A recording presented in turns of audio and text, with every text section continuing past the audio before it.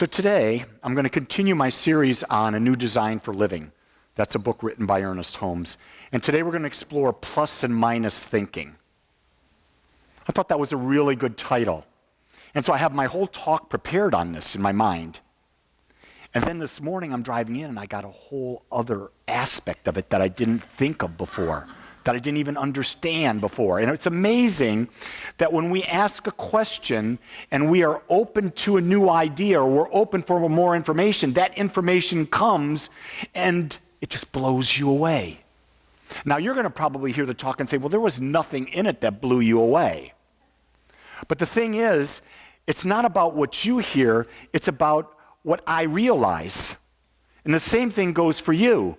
You've heard things over and over and over and over again, but there's a moment when you've heard something 1,000 times when it clicks, and you get it at a deeper level than you've ever gotten it before. And that's why when you come to a spiritual center like this and the message, you hear the message, and you say, well, why did they get something? I heard the same thing. You weren't ready to hear it that way. You see, so as many people as are in the room or as many people that are listening to this talk, everyone's in a different state of consciousness and everyone's going to receive a message in a different way. And so you can't judge what's happening with others. Do you get that? You really have to come out of this state of judgment. And one of the things that we do in judgment, we think everybody sees things through our perspective, through our eyes. They don't. There's only one person that sees your life through your eyes, and that's you. I pointed right at you, Mary. No one else does. Your children don't see it through your eyes. I can remember 3 weeks back, I was holding Claire, my five-month-old granddaughter. I was holding her, and I asked her, what are you seeing? What is it you're seeing, and what are you feeling? I have no idea what's going on in that little brain. And isn't that great that I don't? Because now I can be constantly surprised as long as I know this beautiful creature. And that's what we've got to do is even if we're in a relationship, I don't know what's going on in Jean's mind. I have no idea. And every once in a while, whoa, was that really come from her? I guess she is enlightened enough to be with me.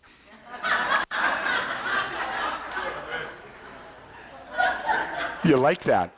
You thought I was going to be real serious about that, and I just sucked you in like a spider into the web, and you just continually buy. And Elaine, you've known me for over 10 years, and you still bought. I got it.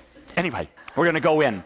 Ernest Holmes, most everything I quote is Ernest Holmes, okay? So I want you to understand that. And it's not like he's the great only teacher. He's a teacher who assimilated all this work of all these other teachers and put it into a form that makes it easier to understand. He says one of the greatest discoveries humans have ever made is the creative power of their thought. In other words, when we understand our thought creates, we've got it. We've got it. What did Jesus say 2,000 some years ago? He said, it is done unto you as you believe. What did he say? It's the creative power of our thought. Isn't he telling you that? Your beliefs are that power. What are your beliefs? Thoughts, words, actions, and feelings aligned toward a specific result, held persistently and consistently. Do you get that? That's something you should memorize. It should be out of your mouth. When people say, what is a belief? You say, it's my thoughts, my words, my actions, and feelings aligned toward a specific result that I choose, and I hold it persistently and consistently without anything. Because the persistent and consistently is about the plus and the minus. When you hold it, what you want, it's a plus, right? You're going in the direction of want. When you go and you go to a thought that's not what you want, that's a minus. It's taking you off course. Pluses are on course. Minuses are off course. Does that make sense? And so what happens in the world today, everyone wants to drag you in to a situation and see it their way. So this week we have this Supreme Court thing going on right now, right? And I mean, there was a whole day of testimony, and everyone's This side's all my guy's right. This side, my guy's right. Everyone's got this thing where everyone's right. There's always two sides to every story. We've got to start to understand that. We've got to start looking at both the yin and the yang of the situation before we come to a conclusion. I don't have a conclusion. But what I want is I want the best Supreme Court justice for the United States of America. And I don't care who it is. So I'm holding a spiritual idea in my mind that the best person for that job will be the one chosen. Now, I got to put that out there and realize that it's not just me that's putting it out there. There are 330 million people in this country, and they're putting thoughts out there. The thing is, don't be for one idea, be for the best idea for the country at this time. We don't know what that is. We don't know what that is. This idea is that there's always two sides, and it goes back to the idea that Dr. John DeMartini says there's 4,628 human traits. Did you get that? He went through the dictionary. He counted them all, and there were 4,628 human traits. And guess what? We all own all of them. All of those traits are in each of us. The degree to which we experience life is how are we focused on those traits. Right now, murder is not a trait I'm focusing on. Therefore, I've not committed murder. Right now. That could change. Think about it. They say, okay, spiritual man, that's what they say, spiritual man, you're a teacher. Could you ever kill someone? Someone came into my house and threatened physical violence to my granddaughter. Do you think I'll defend my granddaughter? I'm still human. Even though we are spiritual in our essence, we have a human experience. Is that not true?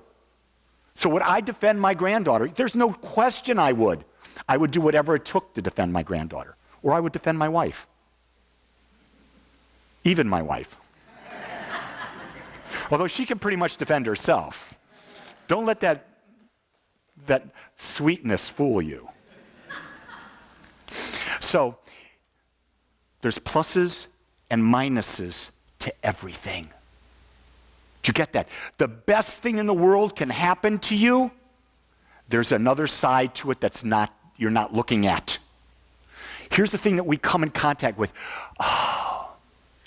Someone will come up to me, Reverend Lee, I haven't dated for a while, but I met this person. And they are everything I ever dreamed of. Everything on my list, I've got this list, Lee, it's 60, 70 things, and this person meets that list. I said, isn't that wonderful? What else do they have that you don't like? Well, I haven't found anything yet. That's when you know there needs to be a longer courting period. Because most of the time people say, I've got the perfect person, I'm going to marry him right now. I did that. When Gene and I got married, we got married at 21 and 20. I was the older one, not the wiser one. And we got married. I didn't know anything but her good side. All I saw was the infatuation side, right? Got married then. After about 7 years, I'm thinking, we struggled. We almost went that way of because all of a sudden, in that next years, what happened? All the other side of Lee and all the other side of Gene came out. And we're going, whoa, I want a one-sided relationship. I only want the best. I only want the babe that I married. I don't want this other woman that started to show up. Can't have it that way. That's not how life works. You see, we've been brought up with the illusion of the fairy tale. Prince Charming, Snow White, yada, yada, yada. Ernest goes on and says, it is our recognition that we are dealing with a power that makes things out of itself by becoming the thing it makes that gives our beliefs power. So the infinite is us, and what we think comes out of us and is created out of the infinite stuff, so it's all God. So God's not judging. We talked about a little bit of that in class today. Ask me if God cares what happens to you. It doesn't. Do you notice I said it? I didn't say he. I didn't say she, because God is not made in man or human's image. It's divine. It's everything. It's all-encompassing. It's beyond expression. It's beyond words. The only thing that I can say, it's the big it. I, capital, T, capital, it. It doesn't care. Why? It created everything out of itself, so it's given us individual expressions of it all the power we need to shift our life. In Foundations this week, we talked about grace. What is grace? Grace is the realization that there's a power in us that will respond to our nature the second we give it a new mental impress. It's not like there's this being out there, the Holy Spirit, who comes in and does all these magical things. No, there's a power within us, and it's always ready to respond differently to who we are when we take the time to recreate what? Our belief. Thoughts, words, actions, and feelings directed toward a specific result, held persistently and consistently. That's the key to the work. Every thought we have is in some way, to some degree, creative. Every thought. So think about this. Do you know the scales where they go up and down like this? You know the ones I'm talking about? So picture this. Here's your scale. This is where you start out as a baby. Perfectly even, you are the divine. That's the divine. The divine has everything in balance. This is a state you want to get into when you're in meditation. Complete balance. No judgment, no discernment, complete balance. Then what happens as we start going, thoughts go on the plus side, the minus side. And I don't mean for plus or minuses to be positive or negative, plus or minus. They're just labels, okay? So plus or minus. And so when all of a sudden there becomes a difference, the side with most of the thoughts becomes our experience. Isn't that simple? That becomes our experience. So now we want to change. What do we have to do? We got to put our spiritual coin or our thoughts into the other side so we can shift. Now, remember, they're all individual thoughts, right? There's not a 5-pound thought or a 20-pound thought or a 100-pound thought. There's a thought. All thoughts weigh the same. So if you've got this, you can't have like 5 thoughts and go like this. It takes practice, it takes affirmations, it takes prayer, it takes visualization, it takes gratitude, it takes forgiveness. All those things added over time shift the process, and we have a new demonstration in our life. Do you get that? But we think, oh, wait a second, I'm going to do a real big prayer, and instantaneously I'm going to put a 20-pound thought in there. Doesn't happen. Quantum leaps just don't happen like that. People who, if you've been around all the time and you see me every day, so Mary has seen me a lot, Elaine has seen me a lot, Bonnie's seen me a lot, you've seen me less, you two have seen me an awful lot, Jean and Susie.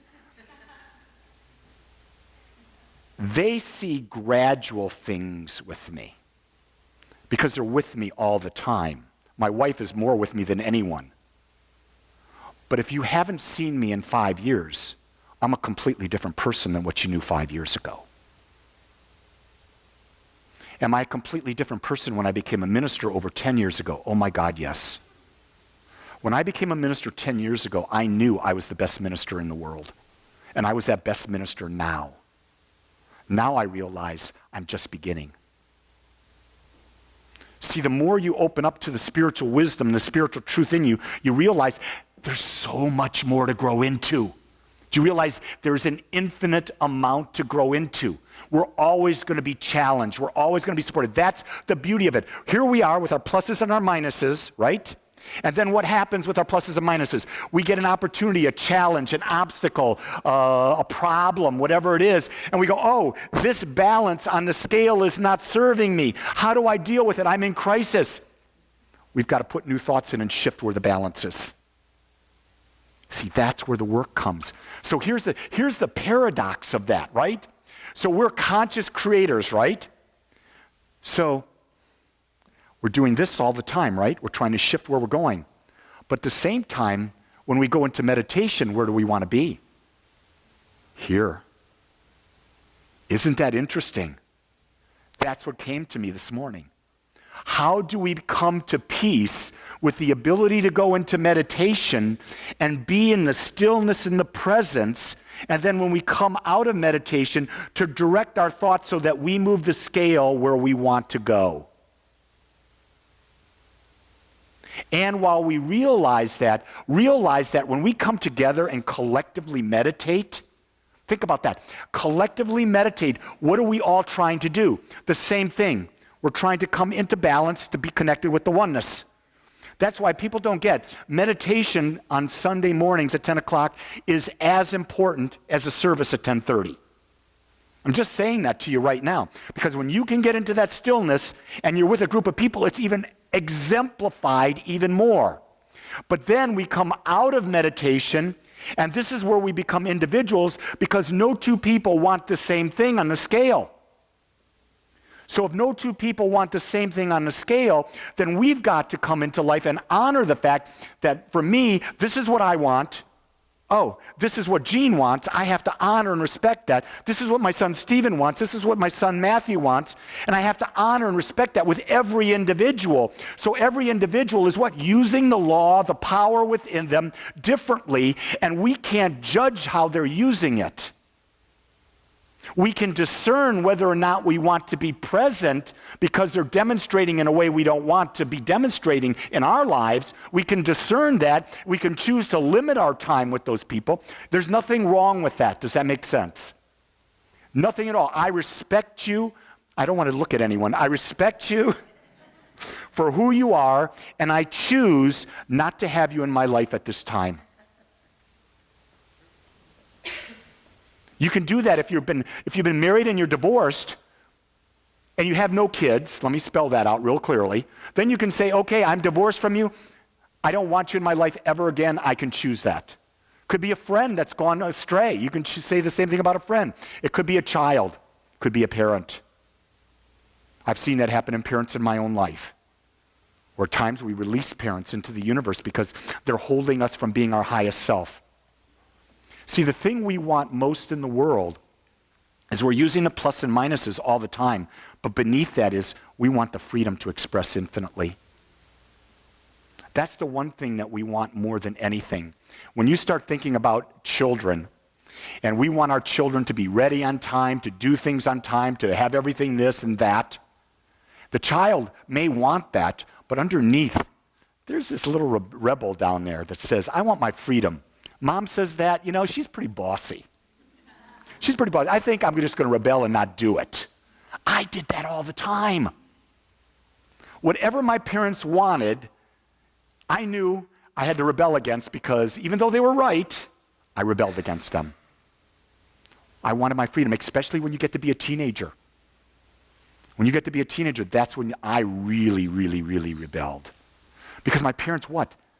They had that iron fist on me, Catholic, Sicilian, Polish, be home from a date at 9:30 at night. You got to be kidding me. Prom, be home at midnight. You got to be kidding me. So what did I do? I lied. And that's what people do. When people don't want to confront the situation that they feel they're boxed into by another person, they lie. It's easier to lie than to confront, isn't it? It really is, because you're postponing the now to the future. You don't care about the future. You want what you want now. Ooh, isn't that a good one? So let's go on with a little Big E. Big E says, inasmuch as every thought is creative, it's a form of prayer. I've got that one. We have to continually expand our ability to think and encounter new ideas, but we do not have to entertain those ideas which are negative, which deprive us of happiness, create ill health, or limit our financial abundance. We can choose what we allow into our scheme. Here's how life is. You have a TV. It's got hundreds of stations on the TV, and you've got the remote. And you can choose what you put into your mind. That's what life is. There are 7.5 billion people out there, and you've got a remote, and you can choose which people you allow in your life and when. You can choose what ideas you allow into your mind right now, right then. You have that choice.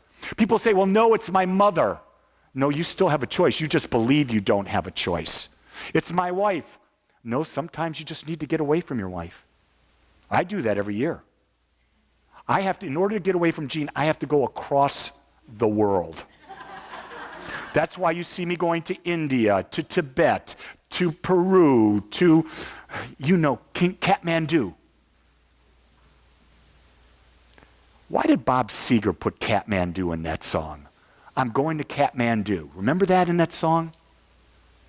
Maybe he was spiritual and we didn't know it. Do you know what's interesting? I think some of the greatest rockers were deeply spiritual. I think they saw this because of what they got all this materialism. When you're a rock star, you got money coming at you. You got babes or guys coming at you, depending where you're coming from. Everything's thrown at you, and you get inundated with everything you can imagine from the material standpoint. Look what happened to the Beatles. They went to India, got hooked up with a guru, found spirituality. The Moody Blues. If you listen to the Moody Blues music, deeply spiritual messages in it. You listen to Pink Floyd, deeply spiritual message. You can't get away from that. But here's the interesting thing. If I'm listening to Pink Floyd, We Don't Need Your Education, The Wall, if I'm listening to that, I'm hearing it from a spiritual perspective.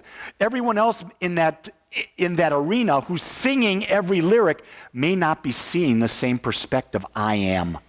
Do you get that? Just because people are uttering words doesn't mean they understand the words that they are uttering. And you know how you can tell? Look at their lives.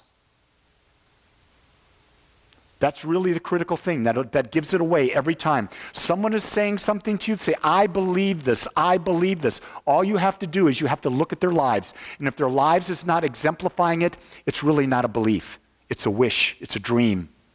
Because beliefs become reality for you.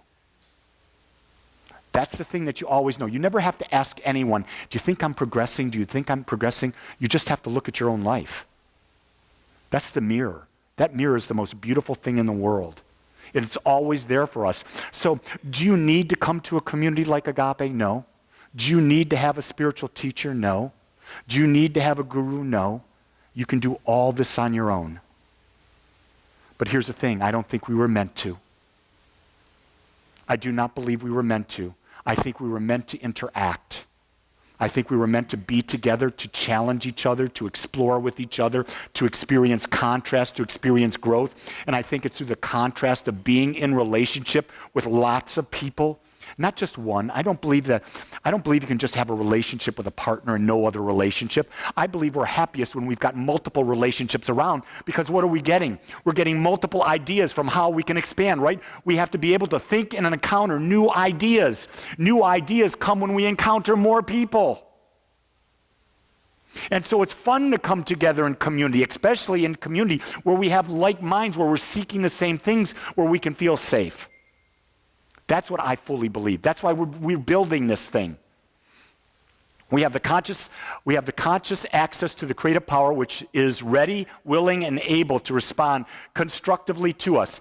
It responds to us. It doesn't care what we want it to respond to. That's one of the things that came up in class. We talked about the Antichrist. Adolf Hitler used the same power that we're using, and he created what? More, not love. More, not life. And did he get a consequence from it? Yes, because the law is always working. You see, that's why you never have to worry about what will someone who did something that you don't like, what will they experience in their life? Just go, the law's working. Whatever they did, they're going to get the appropriate response, because the law doesn't judge, it's automatic. It has its own timetable with it, but it will happen. People say to me, Lee, remember that person, they did this to you? Aren't you mad? Aren't you livid by that? Because I've had some betrayal in my life. And I said, no, I'm not at all. And they look at me, why not? You should have some feelings about it. I said, the law is working. I don't need to be concerned. I've released that person. You see, when I release that person, they no longer own me. When I haven't released that person, they own me. Anytime that person comes into my mind, I'm owned. Who wants to be owned? Nobody. Why? We go back to what do we want most in the world? We want freedom. So if we want freedom, we release that person. We release the idea. We release the event. And we just look at them and say, hey, the law's working there. Don't have to have a concern. So let me re-summarize this so that I can really make it clear for you. The pluses and the minuses. I always say that we should start our day with meditation. Because in meditation, we're going into balance. There is no pluses, there's no minuses. Everything's neutral. We're seeing life through the eyes of the divine. Once we come out of meditation, then that's where we do our prayer work or our affirmations. Because why? We want to feed thoughts toward that thing that we want most in our lives. And we're moving the scale. But then life happens and people enter in and the scale moves like this, right? The scale will move based on the people, the situations coming into our lives, and whether or not we're in control of it. And sometimes we're not in control of everything, and so the scale's moving. Then what we've got to do is we've got to make a conscious effort to put the stuff on the plus side where we want to be. That's our work every day. That's how we create each and every day, how we create each and every moment, how we create each and every experience and memory. Because when we're on our deathbed and we're about to transcend into the next existence, what we'll be asking is, did I experience my life fully the way I wanted to?